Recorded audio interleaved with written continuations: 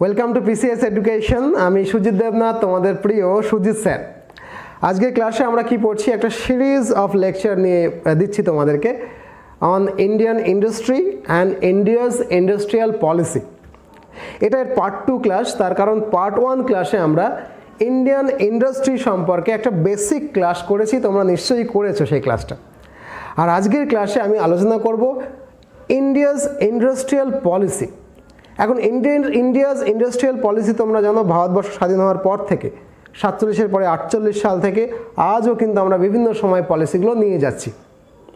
তাহলে এই যে ধাপে ধাপে 48 সালের পলিসিটা কি, 56 সালের পলিসিটা কি, সেগুলো আমরা ধাপে ধাপে পড়ব। কিন্তু আজকের এই পার্ট 2 ক্লাসটাতে আমরা ফুললি আমাদের ক্লাসটাকে ডেডিকেট করব to know what is industrial policy. Industrial policy কি এবং ইন্ডাস্ট্রিয়াল পলিসি নেওয়ার উদ্দেশ্যটা কি। এখন আমি এইটুকু একটা অংশ নিয়ে আস্ত একটা ক্লাস কেন করাচ্ছি, তার কারণ আমি তোমাদেরকে আজকে নোটস লিখিয়ে দেব। বই নিয়ে প্রচুর সমস্যা হয় না, বিভিন্ন বইয়ে বিভিন্ন রকমের ছড়ানো ছোটো ইনফরমেশন থাকে, কোথাও গুছিয়ে লেখা থাকে না। আমি কিন্তু তোমাদেরকে গুছিয়ে কিছু ইনফরমেশন লিখে দেওয়ার জন্য আজকে কিন্তু ক্লাসটা করাচ্ছি। যখন বলবো লেখো, তখন কিন্তু লিখবে, খাতা পেন নিয়ে বসো, না আনলে পজ করে খাতা পেনটা নিয়ে এসো। ওকে, চলো তাহলে আজকের ক্লাসটা কি, হোয়াট ইজ ইন্ডাস্ট্রিয়াল পলিসি। শিল্পনীতি কি? শিল্পনীতিটা প্রথমে জানতে হবে কে গ্রহণ করে। সরকার গ্রহণ করে। কেন না, দেশে যাতে শিল্প তৈরির অনুকূল পরিবেশ তৈরি হয় এবং দেশ কৃষি নির্ভরতা কাটিয়ে আন্ডার ডেভেলপড ইকোনমি থেকে শিল্প নির্ভর অর্থাৎ ডেভেলপড কান্ট্রিতে রূপান্তরিত হয়। এই অ্যাম্বিশনের জন্য সরকার যে যে নীতি গ্রহণ করে, যে যে পলিসি নেয়, এক কথায় তাকেই আমরা ইন্ডাস্ট্রিয়াল পলিসি বলি। আরেকটু পরিষ্কার করব, আস্তে আস্তে লিখেও দেব।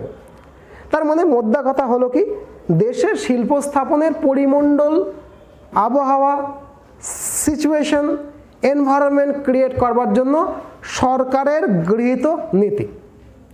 এখন এইখানে কোশ্চেন আসতে পারে, স্যার সরকারের গৃহীত নীতি মানে কোন সরকার? দেয়ার আর 2 types of government in our country, কেন্দ্র সরকার সেন্ট্রাল গভর্নমেন্ট নাকি স্টেট গভর্নমেন্ট। এই শিল্পনীতি মূলত কেন্দ্র সরকার নেয়, কিন্তু পাশাপাশি কোনো স্টেটও তার রাজ্যটাকে শিল্পে এগিয়ে নিয়ে যাওয়ার জন্য বিভিন্ন রকমের পলিসি গ্রহণ করতেই পারে। অর্থাৎ সেক্ষেত্রে রাজ্যও কিছু তাদের নিজস্ব শিল্পনীতি নিতে পারে।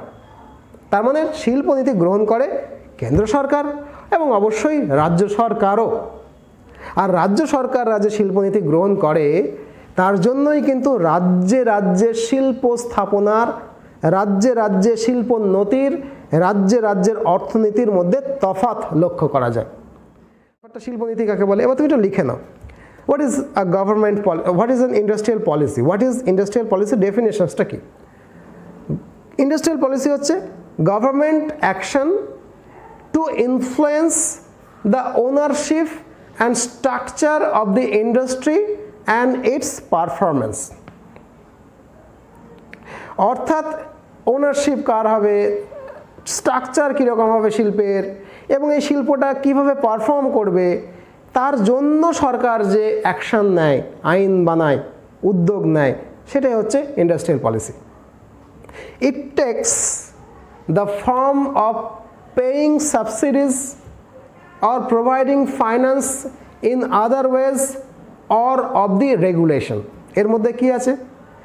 দরকার মতো সাবসিডি দেওয়া, ভর্তুকি দেওয়া কোনো একটা শিল্পে, দরকার মতো অন্য কোনোভাবে আর্থিক সাহায্য করা শিল্পোন্নতি যাতে হয়, বা এমনভাবে নিয়ন্ত্রণ করা যাতে ওই শিল্পটা পজিটিভ দিকেই তার গ্রোথ হয়।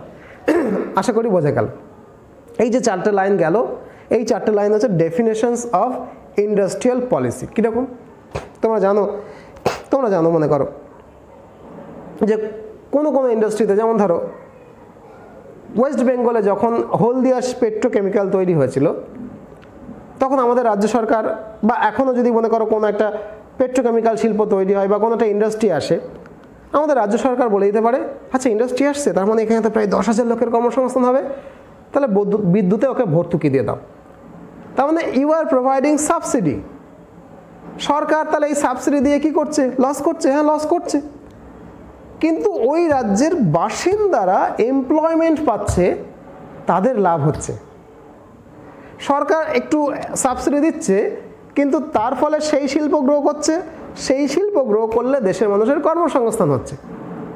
তার মানে এইটাকে করার জন্য কখনো কখনো তুমি সাবসিডিও পে করতে পারো বা অন্য কোনো হেল্প করতে পারো। কীরকম help? Other way of providing finance or other ways of helping. কীরকম বলতে, ধরো আমার রাজ্যে আমি শিল্প করব, তাহলে শিল্প করতে আমার জমি লাগবে। আমি করব কি, জমি শিল্প আমার রাজ্যে আসার আগেই আমি কৃষকদের কাছ থেকে বেশি দাম দিয়ে, দেশি দাম দিয়ে দিয়ে জমি কিনে কিনে কিনে কিনে, যেখানে যোগাযোগ ব্যবস্থা ভালো আছে এইরকম একটা জায়গায় কৃষি প্লটগুলোকে বেশি দামে কিনে কিনে কিনে আমি ল্যান্ড ব্যাংক তৈরি করব। ল্যান্ড ব্যাংক তৈরি করে রাখলাম, এবার শিল্প এলেই আমি ওখানে অনায়াসে 1 টাকায় 10 বিঘে জমি দিয়ে দিলাম। 1 টাকায় স্যার, আপনি তো অনেক টাকায় কিনেছেন। না, আমি সরকার অনেক টাকায় কিনেছি, কিন্তু আমি কোনো একটা টাটাকে 1 টাকায় জমি দিয়ে দিলাম 10 বিঘে 20 বিঘে, এবং বললাম যে 5 বছর কোনো ট্যাক্স দিতে হবে না। তার মানে you are helping the industry to grow somewhere. সেইটা নানান রকম কায়দায় হতে পারে। এই সবগুলোই কিন্তু ইন্ডাস্ট্রিয়াল পলিসির মধ্যে পড়ে। ক্লিয়ার হলো? লিখে নাও আরও কতগুলো point. It includes procedures, principles. Principles মানে কি? That is the philosophy of a given economy. আমার ইকোনমি কোন দিকে যাবে আমি বলে দেবো সব। Policies, rules and regulations, incentive and punishment, the tariff policy, labour policy, government's attitude toward the foreign capital etcetera. তার মানে এই যে ইন্ডাস্ট্রিয়াল পলিসি, এগুলো কী কী ইনক্লুড করে আমি একটা একটা করে, দেখো লেখা যাচ্ছে বুকের ওপরে, আমি একটা একটা করে টার্ম নিয়ে আবার ব্যাখ্যা করছি। বুকের ওপর লেখাটা আছে, পজ করে লিখে নাও। লিখে নিয়েছো? এটা ইনক্লুড করছে কি? একটা একটা দেখো। প্রিন্সিপাল, প্রিন্সিপাল মানে নীতি। সরকার ঠিক কী নীতি গ্রহণ করেছে আমার দেশের শিল্প স্থাপনের জন্য। নীতি বলতে 3 রকম প্রিন্সিপাল হয়। ক্যাপিটালিস্টিক ইকোনমি ধারণা আমাদের সরকার অ্যাডপ্ট করতে পারে, ধনতান্ত্রিক অর্থনীতি, সোশ্যালিস্ট হতে পারে, মিক্সড ইকোনমি হতে পারে। ধনতান্ত্রিক অর্থ ব্যবস্থাতে বলা হয় শিল্প সবচেয়ে ভালো বাড়ে, মানে শিল্পের অনুকূল পরিবেশ তৈরি হয় ধনতান্ত্রিক কাঠামোয়। সমাজতান্ত্রিক কাঠামোয় সরকারি উদ্যোগে শিল্প বাড়ে, বেসরকারি উদ্যোগে শিল্প বাড়াটা মুশকিল। মিক্সড ইকোনমিতে কিছু কিছু জায়গা সরকার নিয়ন্ত্রণ করে, যেমন অস্ত্র তৈরি সরকারের নিয়ন্ত্রণে থাকবে, কিছু কিছু জায়গা বেসরকারি করছে। এটা তো শিল্প বাড়ার পরিবেশ তৈরি হয়। বলে রাখা ভালো, এই পৃথিবীতে বর্তমানে কোনো 100% ক্যাপিটালিস্টিক কান্ট্রি নেই, ক্যাপিটালিস্ট কান্ট্রি নেই। আমি ক্যাপিটালিস্ট কান্ট্রির ডেফিনেশন তোমাদের শুরুতে শিখিয়েছি। 100% সোশ্যালিস্ট কান্ট্রি নেই, সবটাই মিক্সড ইকোনমি। কোনো দেশ যদি ধনতান্ত্রিক ঘেঁষা মিক্সড ইকোনমি হয়, শিল্প স্থাপনা সেখানে সোজা। কোনো দেশ যদি সমাজতন্ত্র ঘেঁষা ইকোনমি হয়, মিক্সড ইকোনমি, সেখানে শিল্প স্থাপনা কঠিন, ব্যতিক্রম থাকতে পারে, যেমন চায়না, সেটা পরে বলবো। ক্লিয়ার হলো কি হলো না?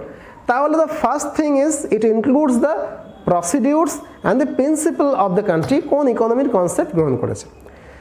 ভারতবর্ষ শুরু থেকে মিক্সড ইকোনমির কনসেপ্ট গ্রহণ করেছে, সরকারি এবং বেসরকারি সহাবস্থান। সেই অনেক বেসরকারি প্রথম দিকে এই মিক্সড ইকোনমির ধারণাটা অনেক বেশি সোশ্যালিস্ট ঘেঁষা ছিল। ইন্দিরা গান্ধীর বাবা জওহরলাল নেহরু তো বলেইছিলেন আমার সোশ্যালিস্ট, ইন্দিরা গান্ধীও সোশ্যালিস্ট ছিলেন। তার মানে তখনকার মিক্সড ইকোনমি অনেকটা সোশ্যালিজম ঘেঁষা, সরকারের পাকার নিয়ন্ত্রণ, লাইসেন্স রাজ এরকম বেশি বেশি ছিল। তারপরে তখন শিল্প অতটা উন্নতি হতে পারেনি। আবার সেই আমরা যখন মনমোহন সিং অর্থমন্ত্রী হয় 1991 সালের পর থেকে আমরা এলপিজি মডেল গ্রহণ করলাম, লিবারাইজেশন, গ্লোবালাইজেশন, প্রাইভেটাইজেশন। আমরা ক্যাপিটালিজম ঘেঁষা মিক্সড ইকোনমিতে পরিণত হলাম। স্বাধীনতার পর আমরা মিক্সড ইকোনমি ছিলাম কিন্তু সোশ্যালিজম ঘেঁষা। এখন আমরা মিক্সড ইকোনমি কিন্তু ক্যাপিটালিজম ঘেঁষা। ক্লিয়ার হলো? তার মানে সরকার ঠিক কোন পলিসি নিচ্ছে, কীরকম philosophy, government philosophy of about their economy, তার উপরে কিন্তু দেশের শিল্প নীতি নির্ভর করে। রুলস অ্যান্ড রেগুলেশন সেই অনুযায়ী তৈরি হয়। ক্লিয়ার হলো? নেক্সট হচ্ছে ইনসেন্টিভ অ্যান্ড পানিশমেন্ট, তাই না? সরকারকে তার নির্দিষ্ট পরিকল্পনা আমাদের, তো আমরা এখনও মোটামুটি পরিকল্পনা করি না, তাহলে কখনো কখনো ইন্টেন্সিভ দেওয়া দরকার হয়, ঠিক আছে চলো, কখনো কখনো পানিশমেন্ট দিতে হয়, এইটা করেছো তাহলে এত টাকা ফাইন দাও, তাই না? এগুলো কিন্তু ইনক্লুডেড। ট্যারিফ মানে হচ্ছে রাজস্ব নীতি। সরকারের রাজস্ব নীতির ওপরে কিন্তু অনেকটা নির্ভর করে। মানে ধরো আমি যদি আমদানি শুল্ক বাড়িয়ে কমিয়ে দিই, কোনো একটা কিছুর আমদানি শুল্ক, আমি কাঁচামালের ওপর আমদানি শুল্ক আমি কমিয়ে দিলাম, বা আমদানি শুল্কটা আমি নিলাম না, তাহলে কোনো একটা জিনিস বাইরে থেকে আসে, মনে করো সোনা বাইরে থেকে আসে, আমি বললাম সোনা শিল্পে আমদানি শুল্ক যেটা ট্যারিফ আমি জিরো করে দিলাম, তাহলে সোনা ভারতবর্ষের মার্কেটে বাইরে থেকে যে টাকা এসেছিলো ভারতবর্ষে সেই টাকা দাম হচ্ছে, এক্সট্রা ট্যাক্সটা পড়ছে না, সোনার দাম কমে যাচ্ছে। যেই সোনার দাম কমে যাচ্ছে তখন স্বর্ণ শিল্প উন্নত হচ্ছে, সেই শিল্পের প্রোডাক্টটা বাইরের দেশে বিক্রি করতে পারছে, আমার দেশে এগোচ্ছে। সবসময় যেরকম সোজা পদ্ধতিতে হয় তা নয়, বিভিন্ন রকমের রাজস্ব নীতি নেওয়া হয়। আমি তোমাকে পরবর্তীকালে সেগুলো পড়াবো, এখন জাস্ট ইন্ট্রোডাকশন দিচ্ছি। সেই ট্যারিফ পলিসি বা রাজস্ব নীতির দ্বারাও কিন্তু আমাদের দেশের শিল্প মানে ইনফ্লুয়েন্সড হয়। লেবার পলিসি তোমরা জানো যে রিসেন্ট নরেন্দ্র মোদী সরকার, আমি যখন ভিডিওটা বানাচ্ছি তখন নরেন্দ্র মোদী আমাদের প্রধানমন্ত্রী, তিনি একটা লেবার পলিসি নিতে চলেছেন যে 8 ঘন্টার জায়গায় যদি 12 ঘন্টা শ্রম দিবস হিসাবে গ্রহণ করা যায়। মানে একটা শ্রমিক 8 ঘন্টা কাজ করছিল, তাকে 12 ঘন্টা কাজ করতেই হবে, এই রকম যদি একটা লেবার নীতি নিয়ে আসা যায়। এখন তোমার হয়তো মনে হবে সালে 8 ঘন্টার বদলে 12 ঘন্টা খাটছে মানুষটা, অমানসিক পরিশ্রম হবে, হতে পারে, কিন্তু শিল্পে খেয়াল করে দেখো 1 গুণ যেখানে হচ্ছিল সেখানে 1.5 গুণ হয়তো প্রোডাকশন হবে, মাইনেটা হয়তো সামান্য বাড়বে, প্রোডাক্টিভিটিটা অনেকটা বেড়ে যাবে, জিডিপির ওপরে কিন্তু একটা সদর্থক প্রভাব পড়বে। মানবিক দিকটা অবশ্য বিচার করতে হবে, টাকা পয়সা বাড়ানো দরকার, কিন্তু সদর্থক প্রভাব পড়া উচিত কিনা বলো লেবার পলিসি যদি পাল্টায়। ক্লিয়ার? আর একটা কি বললাম, government's attitude toward foreign capital, অর্থাৎ গভর্নমেন্ট ফরেন ক্যাপিটালের সম্পর্কে কীরকম অ্যাটিটিউড আছে। যেমন ধরো একটা সময় আমরা কোনো সেক্টরে ফরেন ক্যাপিটালকে একেবারেই আসতে দিতাম না। Life insurance corporation of India সবটা দেশীয় পুঁজি, সরকারি পুঁজি। এখন বলছি না, বিদেশ থেকে টাকা আসুক, এলআইসিতেও বিদেশি টাকা, ফরেন ডিরেক্ট ইনভেস্টমেন্ট, এফডিআই যেটাকে বলা হয়, ফরেন ডিরেক্ট ইনভেস্টমেন্ট এফডিআই, সেই এফডিআইটা এখন তো বাড়ানো হচ্ছে, ক্রমশ বাড়ানো হচ্ছে। না, বেশি করে ফরেন মানি আসুক, বেশি করে ফরেন মানি এসে আমাদের শিল্পটাকে অনেক বেশি টাকা দিয়ে পুষ্ট করুক। টাকা যদি বাড়ে তাহলে আমাদের প্রোডাক্টিভিটি বাড়বে, প্রোডাক্টিভিটি বাড়লে সেই প্রোডাক্টটা বিদেশের মার্কেটে গিয়ে অনেক ভালো করে বিক্রি হবে। So that. তাহলে আগে আমরা ফরেন মানিটাকে অ্যাকসেপ্ট করতে চাইতাম না, এক রকমের শিল্প ছিল, এখন আমরা অ্যাকসেপ্ট করে নিচ্ছি, এখন এক রকমের শিল্প, ভালো কিংবা মন্দ। এখন তুমি যদি এটাকে সমাজতান্ত্রিক চিন্তা ভাবনা দিয়ে দেখো তাহলে বলে না, একটা দেশ ধসে যাচ্ছে, এই হচ্ছে তাই হচ্ছে। ধর্মতান্ত্রিক চিন্তা ভাবনা দেখলে না, দেশ ধরছে না, অনেক বেশি অর্থনৈতিক উন্নতি হচ্ছে। কিন্তু সমস্ত পলিসিরই না, একজন শিক্ষক হিসেবে আমি বলছি, কিছু সাইড এফেক্ট থাকবে। সমাজতান্ত্রিক পলিসিরও সাইড এফেক্ট রয়েছে, কোনো দেশ পূর্ণ সমাজতন্ত্র নিয়ে সফল নয়, ধনতন্ত্রেরও সাইড এফেক্ট রয়েছে, গরিব মানুষের সমস্যা হয়, কিন্তু কোনো দেশ সম্পূর্ণ ক্যাপিটালিজম নিয়েও কিন্তু সুখী নয়। সো বোথ সাইড এফেক্ট আছে, আমাদের সেটাকে সরকার পলিসি বানানোর সময় যত বেশি ভাববে মানুষের হিতে, তত বেশি মানুষের ভালো হবে। আমার ওপিনিয়ন আমি তোমাদের বললাম। Now the question is, what is the objective of the industrial policy in India? এই যে ইন্ডাস্ট্রিয়াল পলিসি আমরা নিচ্ছি, এর উদ্দেশ্যটা কি বাবা? What is the objective? লিখে নাও, আমি 6টা পয়েন্ট 5টা পয়েন্ট লেখাবো, ইংরেজিতেই লেখাবো, এবং এক একটা করে লেখো, আমি ব্যাখ্যাও করে দিচ্ছি। The first one, to maintain a sustain growth in productivity. একটা স্থিতিশীল গ্রোথ কোথায়? না, প্রোডাকশনে। দেখো, আমার ইন্ডাস্ট্রি বাড়ছে মানে কি, আজকে 1 বছর বাড়লো, পরের বছর আবার কমে গেল, তাহলে কি গ্রোথ যেটা হলো সেটা হয়তো ওই বছরের গ্রোথ ছিল, পরের বছর যদি কমে গেল তার মানে সেটা সাস্টেইন করলো না। সাস্টেনেবল গ্রোথ মানে আগে বোঝো, তারপরে সাস্টেনেবল গ্রোথ ইন প্রোডাক্টিভিটি বুঝবে। সাস্টেনেবল গ্রোথ মানে যে গ্রোথটা হওয়ার পরে সেটা দাঁড়ালো। তুমি খুব রোগা লিকলিকে ছিলে, তোমাকে খাওয়ানো হলো, তুমি মোটা হলে, এবং সেই মোটাপন ব্যাপারটা সাস্টেইন করলো, রয়ে গেল। তুমি গরিব ছিলে, তুমি ধনী হলে, কিন্তু সেই ধন সম্পত্তিটা তোমার রয়েই গেল, আর নিচে নামছো না। এইটাকে বলে সাস্টেনেবল গ্রোথ, যে গ্রোথটা হওয়ার পরে আবার আগের অবস্থায় ফিরে যায় না, ধনী হওয়ার পরে আবার গরিব হয় না। তার মানে আমাদের দেশের অর্থনীতির গ্রোথ হতে হবে সাস্টেনেবল গ্রোথ হতে হবে। কিসে? না প্রোডাক্টিভিটিতে। প্রোডাক্টিভিটি মানে উৎপাদনে। উৎপাদন যদি বেশি হয় তাহলে কী হবে?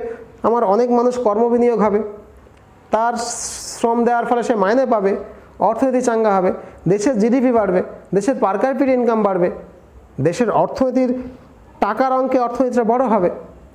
কিন্তু সেই বড় হওয়াটা এমনভাবে আমি শিল্পনীতি নেব যাতে করে লং টার্মের জন্য সেটা সাস্টেইন করে। ক্লিয়ার হলো? So the first objective of the industrial policy in India to maintain a sustainable growth in productivity, to maintain a sustainable growth in Indian economy. Clear? Next হচ্ছে to enhance gainful employment. মানে আমি শিল্পনীতিটা এমনভাবে তৈরি করব যে শিল্পনীতি long টার্মে গিয়ে আমাদের দেশে এমপ্লয়মেন্ট জেনারেট করবে। দেখো, সমস্ত রাজ্যের সমস্ত দেশের সব মানুষ সরকারি চাকরি করবে, ऐसा कभी नहीं हो सकता है। क्या हो सकता है? नहीं हो सकता है। इसीलिए हम लोगों को क्या करना होगा? हम लोगों को एम्प्लॉयमेंट जनरेट करना होगा। এমন একটা লং টার্ম পলিসি নেব যাতে করে আমাদের দেশে সদর্থক গেইনফুল এমপ্লয়মেন্ট জেনারেশন হয় এবং সেইটা এনহান্স করে, ক্রমশ বাড়তে থাকে, ক্রমশ বাড়তে থাকে, কারণ জনসংখ্যা তো আমার বাড়ছে। ক্লিয়ার? নেক্সট হচ্ছে to achieve optimal utilisation of human resources. সবসময় মনে রাখো, একটা সময় পর্যন্ত মানুষকে সম্পদ ভাবা হতো না। সোনাকে সম্পদ ভাবা হতো, ধানকে সম্পদ ভাবা হতো, গমকে সম্পদ ভাবা হতো, বাট মানুষ সম্পদ নাও, ऐसा नहीं होता। কিন্তু তোমরা জানো আধুনিক দেশে, আধুনিক কনসেপ্টে মানুষ হচ্ছে সবচেয়ে বড় সম্পদ। তাহলে আমি লেখাপড়া শিখলাম, তার মানে আমার কিছু ক্যাপাসিটি তৈরি হলো। আমি লেদের কাজ শিখলাম, আমি মোটরসাইকেল চালাতে শিখলাম, তাহলে আমার কিছু ক্যাপাসিটি তৈরি হলো। তাহলে আমার যে ক্যাপাসিটি তৈরি হলো তার মানে আমি হিউম্যান রিসোর্স, আমি এটা সম্পদ। এই রিসোর্সটাতে ব্যয় হয়, ব্যবহৃত হতে পারে এবং সেই ব্যবহারটা যেন অপটিমাল, সর্বোচ্চ হয় ব্যবহার। তার মানে বেশি সংখ্যক মানুষ এর হিউম্যান রিসোর্স যাতে করে আমরা ব্যবহার করতে পারি এবং সেটাকে দেশের অর্থনীতির ওপরে সদর্থক প্রভাব ফেলতে পারি, সেইটাই হচ্ছে আমার ইন্ডাস্ট্রিয়াল পলিসির উদ্দেশ্য। নেক্সট হচ্ছে 4 নম্বর, টু অ্যাটেন্ড ইন্টারন্যাশনাল কম্পিটিটিভনেস। মানে কি? আমি ইন্টারন্যাশনাল কম্পিটিটিভনেস বাড়াবো। এখানে আমি একটা কথা বলে নিই, পরে আবার আরও পরিষ্কার করে বুঝবে। 1991 সালে ভারতবর্ষের অনেক পার্টি গেল গেল গেল গেল গেল গেল রব তুলে দিয়েছিল। কেন না? সেই সময় আমাদের, আমি পার্টির নাম করিনি কিন্তু, কেমন পার্টি, কিছু পার্টি ভাবে যে সব কিছু বোধহয় বেঁচে দিল সরকার, সব এরকম নয়। অর্থনীতিবিদ, বিখ্যাত অর্থনীতিবিদ মনমোহন সিং পরবর্তীকালে যিনি প্রধানমন্ত্রী হন, 1991 সালে নরসিংহ গভর্নমেন্টে তিনি অর্থমন্ত্রী ছিলেন এবং তিনি এলপিজিকে অ্যাডপ্ট করেছিলেন। লিবারাইজেশন, গ্লোবালাইজেশন অ্যান্ড প্রাইভেটাইজেশন, সেটা আমি তোমাদের আলাদা ক্লাসে পড়াবো। মানে কি, বিশ্বের কাছে হাট করে দেশের দরজাটা খুলে দিল, আমদানি রপ্তানি একদম ওপেন মার্কেট করে দিল। তোমার মনে হয় স্যার এটা তো তাহলে আমাদের দেশের শিল্প ওই আমেরিকার বাস তৈরি শিল্পের সঙ্গে পাল্লা দিতে পারবে না, তাহলে আমাদের দেশের বাস শিল্প তো ধসে যাবে। হ্যাঁ, গেছিল তো। শর্ট টার্মে যখন আমেরিকা থেকে বাস আসতে শুরু করলো, চীন থেকে বাস আসতে শুরু করলো, আমাদের বাস শিল্পগুলো তো মারা পড়লো। এখনও 50-40 বছর আগে তুমি উত্তরপ্রদেশ, বিহারে যাও, 40 বছর আগের বাসগুলো দেখবে, বসলেই বুঝতে পারো লট ঝরে বাস। এমন বাস বসলেই বোঝা যায় যে ওই এলপিজি ইন্ট্রোডিউস করার আগের বাস। কিন্তু এখন মাহিন্দ্রা কিরম বাস তৈরি করছে না? কেন পারছে? Because of the industrial policy of the government. 1991 সালে এলপিজি মডেল গ্রহণ করলো, দেশের দরজা খুলে দিল, চলো এসো। যেই না উন্নত দেশ থেকে আমার প্রোডাক্ট এলো, মানুষ ওইগুলো কিনতে শুরু করলো। দেশীয় ব্যবসাদাররা ভাবলো, আরে আমার টেকনোলজি যদি উন্নত না করি তাহলে আমার মালটা তো বিক্রি হবে না। সরকার তখন দেশীয় শিল্পকে এনহ্যান্স করলো, সুযোগ দিল, করো, উন্নতি করো, আমি ভর্তুকি দিচ্ছি দেশীয় শিল্পকে। তখন মাহিন্দ্রা দেশীয় শিল্পগুলো উন্নতি করলো। এখন সেই মাহিন্দ্রা, আমাদের লরি, আমাদের কার, আমাদের বাস বিদেশে রপ্তানি করছি আমরা, পারছি না করতে। তাহলে এই ইন্টারন্যাশনাল লেভেলের কম্পিটিটিভনেস আমার কি ইন্ডাস্ট্রিয়াল পলিসির জন্যই তো আমাদের দেশে এসেছে তো। So to attain the international competitiveness is the fourth objective of industrial policy in India. And next and last, to transform India into a major partner and a player in the global arena. বিশ্বের দরবারে বৃহৎ শক্তি হিসাবে আত্মপ্রকাশ করার আকাঙ্ক্ষা, ইচ্ছা, এইটার জন্য আমাদের শিল্পনীতি দরকার। এবং এখন আমাদের সরকার কংগ্রেস পিরিয়ডেও সেই লক্ষ্যে কিন্তু কাজ করে যাচ্ছে। সব সময় সব গেল, হ্যাঁ কিছু তো কমি তো আছে সব সরকারে। কংগ্রেস সরকারে এখন বিজেপি সরকার মোটামুটি সেই পলিসি নিচ্ছে, তার অনেক সাইড এফেক্ট আছে, মানুষের জন্য অনেক খারাপ হচ্ছে, কিন্তু এই ইন্ডাস্ট্রিয়াল পলিসিগুলো নিচ্ছে আমাদের দেশের রাষ্ট্রনায়করা। তার মূল অবজেক্টিভটা কি? এই লাস্ট পয়েন্টটা, to become a major player in global economy. বিশ্ব অর্থনীতিতে অন্যতম শক্তিধর অর্থনীতিতে পরিণত হওয়ার জন্যই আমার ইন্ডাস্ট্রিয়াল পলিসি। ক্লিয়ার হলো? দেখো আমি বলেছি, বুঝিয়েও দিয়েছি, আবার লিখিয়েও দিলাম। অনেকে হয়তো ভাবো স্যার টেবিলের উপরে বসিয়ে কী পড়িয়ে দেন, এভাবেই আমি তো পড়াই, তোমাদের নিশ্চয়ই বুঝতে কিছু অসুবিধা হচ্ছে না। এই ভিডিওতে যে ইনফরমেশনগুলো দিলাম বুকের উপরে গেছে, মাঝে মাঝে পজ করে নিয়ে সেগুলো লিখে নাও। লিখে নেওয়ার পর আরেকবার ভিডিওটা দেখো, কনসেপ্ট পুরো ক্লিয়ার হয়ে গেছে বলেই মনে করি। হ্যাঁ, পরের ক্লাসে আমরা ফার্স্ট ইন্ডাস্ট্রিয়াল পলিসি 1948টা পড়বো, তারপর 56, 91, 88 পড়তে থাকবো। কেমন? তাহলে পরের ক্লাসে 1948 সালের ইন্ডাস্ট্রিয়াল পলিসিটা পড়বো। চলো শুরু করি পরের ক্লাস। আজকের ক্লাসটা এ পর্যন্তই। Tata, by.